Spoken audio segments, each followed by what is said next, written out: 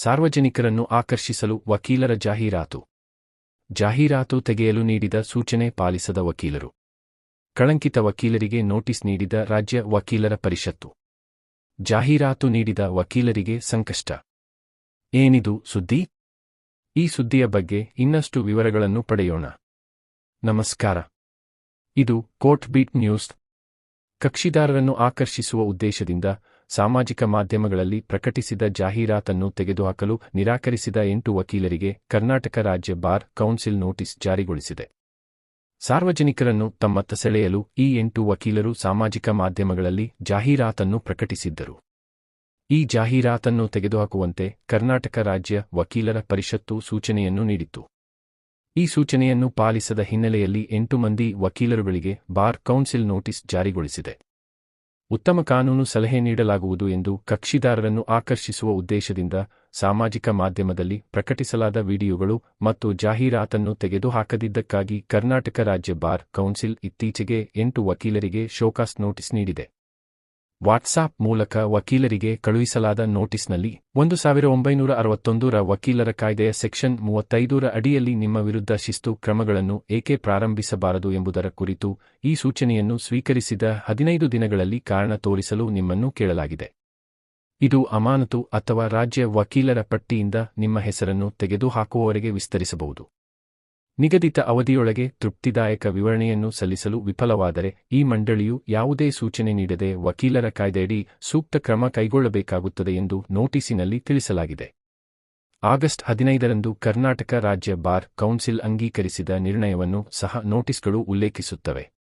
ಇದು ಎಲ್ಲಾ ವಕೀಲರು ಸಾಮಾಜಿಕ ಮಾಧ್ಯಮ ವೇದಿಕೆಗಳಲ್ಲಿ ಅಪ್ಲೋಡ್ ಮಾಡಲಾದ ವಿಡಿಯೋಗಳು, ರೀಲ್ಗಳು ಅಥವಾ ಇತರ ಪ್ರಚಾರದ ವಿಷಯವನ್ನು ತೆಗೆದುಹಾಕಲು ಆಗಸ್ಟ್ 31ರವರೆಗೆ ಸಮಯ ಚೌಕಟ್ಟನ್ನು ನಿಗದಿಪಡಿಸುತ್ತದೆ. ಇವು ವೃತ್ತಿಯ ಉದಾತ್ತತೆಯ ವಿರುದ್ಧ ಕೆಲಸ ಮಾಡಲು ಕೋರುವ ಗುರಿಯನ್ನು ಹೊಂದಿರುವ ಅನಪೇಕ್ಷಿತ ಕಾನೂನು ಸಲಹೆಗಳಾಗಿವೆ. ಈ ಅಧಿಸೂಚನೆಯ ಹೊರತಾಗಿಯೂ ನೀವು ಪ್ರಶ್ನಾರ್ಹ ಸಾಮಾಜಿಕ ಮಾಧ್ಯಮ ವಿಷಯವನ್ನು ತೆಗೆದುಹಾಕಿಲ್ಲ ಎಂದು ಗಮನಿಸಲಾಗಿದೆ. ನಿಮ್ಮ ವಿಡಿಯೋಗಳ ವಿಷಯವು ಕೆಲಸವನ್ನು ಕೋರುವ ಗುರಿಯನ್ನು ಹೊಂದಿರುವ ಅನಪೇಕ್ಷಿತ ಕಾನೂನು ಸಲಹೆಯನ್ನು ಸ್ಪಷ್ಟವಾಗಿ ಗುರಿಯಾಗಿರಿಸಿಕೊಂಡಿದೆ. ಅಂತಹ ಅನುಸರಣೆ ಈ ಮಂಡಳಿಯ ನಿರ್ದೇಶನದ ಉದ್ದೇಶಪೂರ್ವಕ ಉಲ್ಲಂಘನೆಯಾಗಿದೆ ಮತ್ತು ವಕೀಲ ವೃತ್ತಿಯ ಘನತೆಯನ್ನು ಹಾಳು ಮಾಡುವಂತದ್ದಾಗಿದೆ. ಭಾರತೀಯ ಬಾರ್ ಕೌನ್ಸಿಲ್ ನಿಯಮಗಳು ವಕೀಲರು ಕೆಲಸ ಕೇಳುವುದನ್ನು ಅಥವಾ ನೇರವಾಗಿ ಅಥವಾ ಪರೋಕ್ಷವಾಗಿ ಜಾಹೀರಾತು ನೀಡುವುದನ್ನು ನಿಷೇಧಿಸುತ್ತದೆ ಎಂದು ನೋಟಿಸ್ಗಳು ಹೇಳುತ್ತವೆ.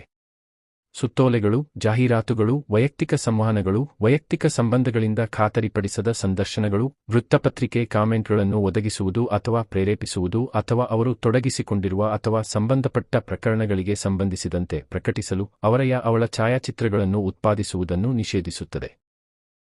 ಮದ್ರಾಸ್ ಹೈಕೋರ್ಟ್ ಮತ್ತು ದೆಹಲಿ ಹೈಕೋರ್ಟ್ ಕಕ್ಷಿದಾರರನ್ನು ಆಕರ್ಷಿಸಲು ವಕೀಲರು ರೀಲ್ಗಳು, ಪ್ರಚಾರದ ವಿಷಯ, ಜಾಹೀರಾತುಗಳು ಅಥವಾ ಯಾವುದೇ ಇತರ ರೀತಿಯ ಚಟುವಟಿಕೆಗಳನ್ನು ರಚಿಸುವುದು ಸೇರಿದಂತೆ ಸಾಮಾಜಿಕ ಮಾಧ್ಯಮ ವೇದಿಕೆಗಳನ್ನು ದುರುಪಯೋಗಪಡಿಸಿಕೊಳ್ಳಬಾರದು ಎಂದು ಸ್ಪಷ್ಟವಾಗಿ ಹೇಳಿವೆ. ಏಕೆಂದರೆ ಅಂತಹ ನಡವಳಿಕೆಯು ವೃತ್ತಿಪರ ದುಷ್ಕೃತ್ಯಕ್ಕೆ ಸಮನಾಗಿರುತ್ತದೆ ಮತ್ತು ವೃತ್ತಿಯ ಘನತೆಯನ್ನು ಹಾಳು ಮಾಡುತ್ತದೆ. ಭಾರತೀಯ ಬಾರ್ ಕೌನ್ಸಿಲ್ ತನ್ನ ಸುತ್ತೋಲೆಗಳು ಮತ್ತು ಸಲಹೆಗಳ ಮೂಲಕ ಈ ರೀತಿಯ ಪ್ರಚಾರದ ವಿರುದ್ಧ ಎಚ್ಚರಿಕೆ ನೀಡಿದೆ. ಉದಾತ್ತ ಕಾನೂನು ವೃತ್ತಿಯಲ್ಲಿ ಅಂತಹ ಚಟುವಟಿಕೆಗಳನ್ನು ಅನುಮತಿಸಲಾಗುವುದಿಲ್ಲ ಎಂದು ಪುನರುಚ್ಚರಿಸಿದೆ. ಆನ್ಲೈನ್ನಲ್ಲಿ ಪೋಸ್ಟ್ ಮಾಡಲಾಗಿದೆ ಎನ್ನಲಾದ ಸಂದೇಶಗಳನ್ನು ಅಳಿಸದಿದ್ದರೆ ಬಾರ್ ಕೌನ್ಸಿಲ್ ಇತರ ವಕೀಲರಿಗೂ ಶೋಕಾಸ್ ನೋಟಿಸ್ಗಳನ್ನು ನೀಡುವ ಸಾಧ್ಯತೆಯಿದೆ. ಇದು ಈ ಹೊತ್ತಿನ ಸುದ್ದಿ. ಈ ಸುದ್ದಿಯನ್ನು ನಿಮಗೆ ತಲುಪಿಸಿದವರು ಕೋರ್ಟ್ ಬೀಟ್ ನ್ಯೂಸ್ನ ಸಂಪಾದಕೀಯ ಬಳಗ. ನಿಮಗೆ ಈ ಸುದ್ದಿ ಇಷ್ಟವಾಗಿದ್ದರೆ ಒಂದು ಲೈಕ್ ಮಾಡಿ. ಸಲಹೆ, ಸೂಚನೆ ನೀಡಲು ನಮಗೆ ಕಮೆಂಟ್ ಮೂಲಕ ತಿಳಿಸಿ. ಚಾನೆಲ್ ಸಬ್ಸ್ಕ್ರೈಬ್ ಮಾಡಿರದಿದ್ದರೆ ತಕ್ಷಣ ಸಬ್ಸ್ಕ್ರೈಬ್ ಮಾಡಿ. ನಿರಂತರ ಸುದ್ದಿಗಳಿಗಾಗಿ ಬೆಲ್ ಐಕಾನ್ ಕ್ಲಿಕ್ ಮಾಡಿ. ನಿಮಗೆ ಈ ಸುದ್ದಿ ಉಪಯುಕ್ತವೆನಿಸಿದರೆ ಇನ್ನೊಬ್ಬರಿಗೂ ಶೇರ್ ಮಾಡಿ ತಿಳಿಸಿ. ಧನ್ಯವಾದಗಳು. ನಮಸ್ಕಾರ.